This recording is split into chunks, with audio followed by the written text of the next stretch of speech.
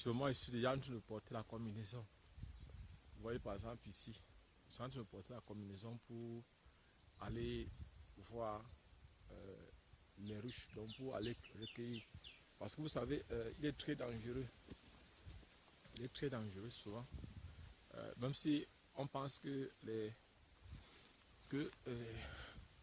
abeilles sont nos amis, ce n'est qu'une pensée. Parce que dans le fond, ça reste des animaux qui sont parfois très dangereux. Donc voilà par exemple, et tout à l'heure là, je dois fermer ici. Il faut que je ferme déjà ça, comme ça. Et puis aussi, je dois fermer aussi. Donc voilà par exemple, voilà ce que j'aurai tout à l'heure à faire. Je dois remonter au-dessus de la colline là-bas, le portrait botte. On se voit tout à l'heure.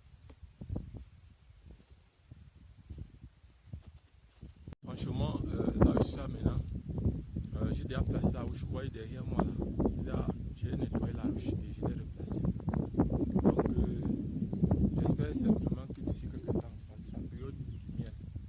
Et il y a déjà par exemple le piège. Vous savez, le piège, pour fabriquer le piège à abeilles, il suffit simplement de prendre la scie. Quand il y a déjà la scie, ça c'est de la scie brûlée. Et jusqu'à là, ça va attirer les abeilles. Vous voyez par exemple dans ces avions-ci, c'est ça en fait. Ça c'est un lipide. Pour ceux qui sont en chimie ou en biochimie ou qui font biologie, ça c'est de la scie. Donc la scie est un ester. Ou bien encore, c'est un lipide. Et vous voyez par exemple, ça fait partie de ce qu'on appelle les... Parce que en ce qui concerne les lipides, on a les lipides simples et les lipides complexes ou composés. Et ça fait partie de l'un des groupes des lipides simples. Parce qu'en ce qui concerne les lipides simples, on a les triglycérides, on a les sérides. Et ceci fait partie de ce qu'on appelle les sérides. Et on a aussi les... Donc, il y a un troisième groupe. On a dit triglycérides ou encore les glycéros. Donc, glycérides ou les glycéros. Donc, et ici, il y a le troisième groupe, c'est le groupe qui a pour alcool le glycérol. Donc voilà par exemple, ça c'est la scie et ça fait partie d'un des sérides, la scie d'abeille. Et cette scie, si on la met dans, si on chauffe de l'eau, on la met dedans, elle va se dissoudre, elle va fondre. Et lorsqu'elle fond, après ça va former une matière. Et à partir de cette matière, on peut fabriquer des bougies. Il y a beaucoup de choses qu'on peut faire à partir de ça. Et c'est à partir de cette scie qu'on va piéger les abeilles. Donc on frotte ça à l'intérieur et on fait passer un bougiedon avec un peu de feu. On fait passer le feu pour faire fondre. Là, l'odeur attire les abeilles. Donc tout à l'heure, je vais rentrer avec eux. Je vais descendre tout à l'heure avec cette scie et cette quantité-ci. Cette quantité de scie, on va descendre tout à l'heure avec ça. Et puis, ça va nous aider. Ça va beaucoup nous aider pour la suite. Vous voyez comment entreprendre n'est pas franchement facile. Ce n'est pas long fleuve tranquille. J'étais de l'autre jour, j'étais du côté de l'est du Cameroun. Vous avez vu, je vous ai montré les champs, je vous ai montré, j'ai fait du charbon. C'est la même chose qui s'est passé, le sabotage. Et vous voyez, ça veut dire qu'il y a des forces qui tendent à tirer les gens vers le bas. Et il ne faut pas succomber à la tentation, c'est-à-dire se laisser être influencé par tout ça. On doit avancer. On doit avancer, c'est-à-dire il ne faut pas tenir compte de tout ça. Il y a les jaloux partout. Et ça commence même dans votre propre famille. Il y a des personnes qui ne nous veulent pas du bien, mais ce n'est pas pour la raison. Et ces personnes qui vont toujours rester pauvres, qui seront toujours pauvres. Parce que dans la tête, elles sont pauvres. Dans la tête, elles n'ont rien. Bon, quand dire qu'elles n'ont rien, c'est beaucoup plus. Ce n'est pas une façon de les insulter. Mais c'est pour dire qu'elles n'ont aucun sens de développement, elles n'ont aucun sens de comment on fait pour gagner de l'argent. Et elles sont prêtes à tout. Parce que le petit peu qu'elles veulent, donc elles sont prêtes à tout pour avoir l'argent. Bon, mais nous, ça ne dérange pas. Nous, ce qu'on va faire notre travail. Donc, je vais descendre tout à l'heure avec cette scie d'abeille. Là, voici. Je vais descendre tout à l'heure et puis, je vais aller mettre ça, donc protéger ça, mettre ça dans le plastique. On va les garder, on va faire du miel là-dedans. Et arrivé, on va fondre. On va fondre ça pour avoir de la cire. Je fonde ça parce que je suis en train de repartir à l'est du Cameroun et j'aurai besoin de cette scie pour les ruches que je suis en train de placer dans le nouveau verger que je suis en train de créer là-bas. Parce que là, ça sera mon champ et personne ne pourra toucher. C'est vrai, les mêmes actes de sabotage sont les humains qui sont partout. Les mêmes actes de sabotage peuvent se perpétrer un peu partout, même là-bas aussi. Donc, je vais arrêter la vidéo et je vais descendre la colline. Parce qu'actuellement, je suis en train de descendre la colline. Vous voyez ici, la difficulté, vous voyez comment on fait les sillons ici à l'ouest pour diminuer l'effet de l'érosion. Vous voyez, par exemple, on peut pas faire qui descend parce que la terre, chaque fois, l'érosion a tendance à transporter la terre pour descendre. Donc, c'est la raison pour laquelle on place dans les sillons comme ça. On fait les sillons pour diminuer l'effet de l'érosion. Mais on laisse quand même les endroits où l'eau peut passer. Et on fait en sorte que chaque fois pour s'aimer ici, il faut faire les sillons. On doit faire les sillons ici. Bon, moi je ne cultive pas ici. Ici c'est un terrain familial. C'est le terrain de ma mère ici. Donc, tout ce que je dois faire, c'est que je dois aussi aller chercher. J'ai ma part de l'autre côté, je vous ai montré, de l'autre côté à l'est du Cameroun. Et je dois arranger les ruches qui sont tombées, recueillir le miel, arranger les ruches qui sont là et puis rentrer. Ce qui est sûr, on se retrouve tout à l'heure. Je vais vous montrer aussi comment on fait le miel. Donc vous m'excusez, cette vidéo sera longue, bien longue même. Mais pour moi, c'est pour notre intérêt à nous tous. Que vous puissiez comprendre. Vous voyez par exemple ici, le manioc ici, c'est comme l'or, c'est l'or blanc. Vous voyez dans le champ, on place quelques tiges. Parce que ici, pourquoi ici il y a le manioc? Le manioc ici, c'est à deux choses. Soit pour faire le couscous, soit pour faire le wata foufou, soit pour vendre. Parce que ici, vous voyez, on fait ce qu'on appelle la culture de subsistance. Et en fait, en ce qui concerne la culture de subsistance, c'est que la plupart des temps, lorsqu'on cultive comme ça, lorsqu'on fait des cultures, on place quelques cultures comme les bananiers plantains, qui ne sont pas surtout là pour la consommation familiale, mais beaucoup plus pour la vente. Mais ceux qui cultivent, ceux qui font ces cultures, la plupart des temps, ne font pas de façon intensive. Elles le font, ces personnes-là, beaucoup plus aussi pour l'argent de transport. Parce que quand une personne vient ici au champ, très souvent c'est en cueillant par exemple soit les avocats, soit par exemple en coupant un régime de plantain ou quelques régimes de plantain ou de bananes, peut-être en cueillant quelques goyaves, quelques sacs de goyaves, ça va permettre à la personne de payer son transport. Voilà, et puis surtout le manioc. Le manioc ici c'est vent. Bon. Au niveau d'ici, ils pensent que c'est cher, mais de l'autre côté où moi je suis, le manioc est 2 fois ou 3 fois plus cher parce que c'est une nourriture qui fait partie de la consommation quotidienne des populations. Et ceux qui sont ici pensent que peut-être le manioc est cher. Alors que de l'autre côté, moi je suis franchement, c'est 3 fois, je dis bien 3 fois le prix d'ici. Je vais arrêter la vidéo pour qu'on descende. On va descendre.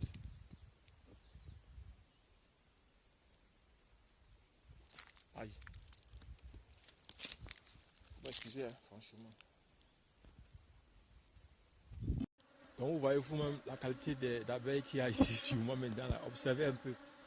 Ils sont très agressifs. Un jour seulement, j'ai déjà pris le miel. Le miel dans le seau. Je pense qu'il va faire peut-être une autre vidéo pour vous parler de ça. Actuellement, ils sont si nombreux que je ne peux pas me déplacer, ils se déplacent avec moi. Parce que l'enfumoir que j'avais pour les adoucir ne fonctionne pas. Et il reste 2 bûches d'allumettes. 2 bûches d'allumettes. Et il y avait une femme qui travaillait là dans le champ, elle est obligée de fuir parce que les a attaqués, il est près 13 heures. Et ce n'est pas une heure adéquate pour les abeilles. Normalement, ils devaient venir dans la nuit. Dans la nuit, elles sont moins agressives. Parce que quand il y a le soleil comme ça, les abeilles sont très agressives. Et en temps normal, si le soleil se cache un peu, parce que vous savez que les abeilles s'orientent grâce au soleil. Donc si le soleil se cache un peu là, ça va un peu diminuer l'agressivité. Actuellement là, je ne peux pas me déplacer. J'ai mis la scie, il y a le miel et la scie dans le seau. Dans ce lot de 20 litres. Vous voyez par exemple, voici, vous allez voir, voici le seau. Voilà le seau. Et vous voyez par exemple là-dedans, il y a, là-dedans vous voyez par exemple, il y a regardez, c'est ça avec le pain que j'ai apporté, j'ai même pas encore mangé. Donc voilà.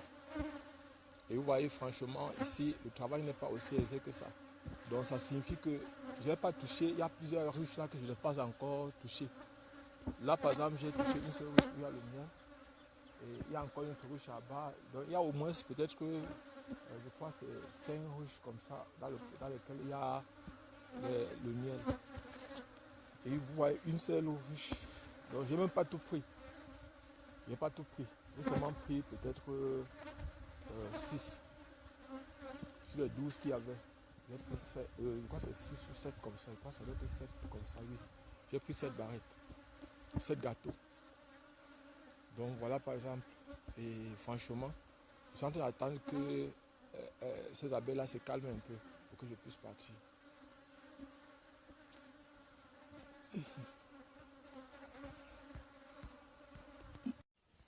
Ah, franchement, regardez ce qui s'est passé dans cette ruche. C'est une ruche franche. Observez. Voici la ruche qui est enversée. Regardez les gâteaux de miel. Observez les gâteaux de miel qui s'étaient formés. Regardez. Observez ces gâteaux. Observez par exemple cette ruche. Aïe. Observez. Le miel certainement a été consommé par les abeilles, certainement avant de partir. Regardez.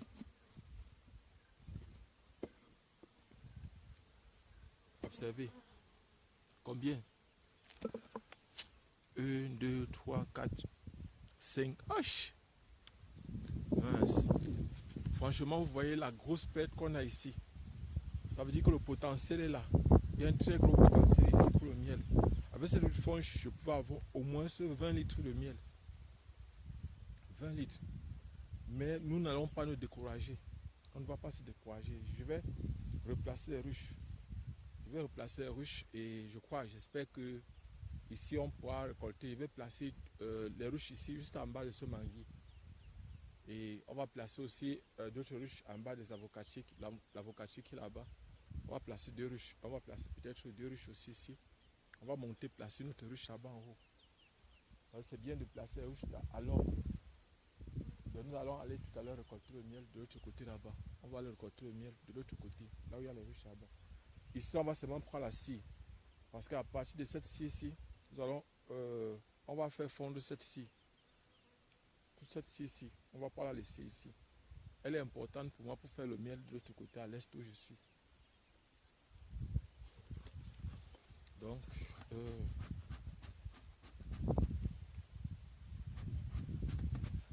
ici c'est un fumoir. J'ai mis la fumée, j'ai mis les copeaux tout à l'heure ici. Les feuilles d'arbre. Bon, je vais d'abord aller récolter le miel. Je vais d'abord aller récolter, je vais d'abord aller voir les autres. Bon, normalement, je devais avoir le seau. Pour mettre directement le miel là-dedans.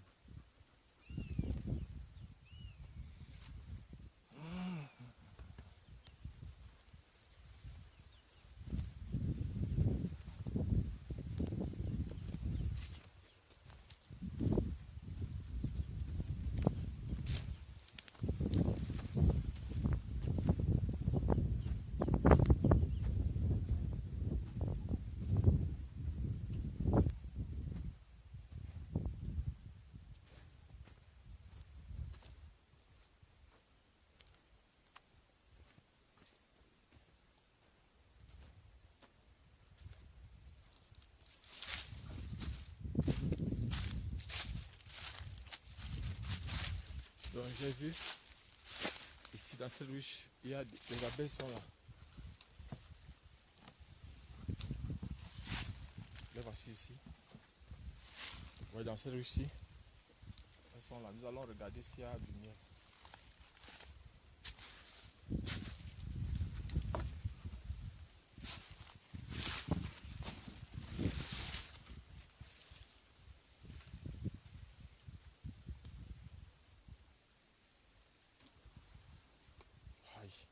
Vous voyez, observez.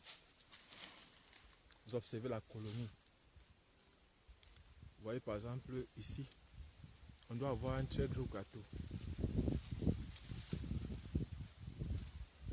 Vous observez les abeilles.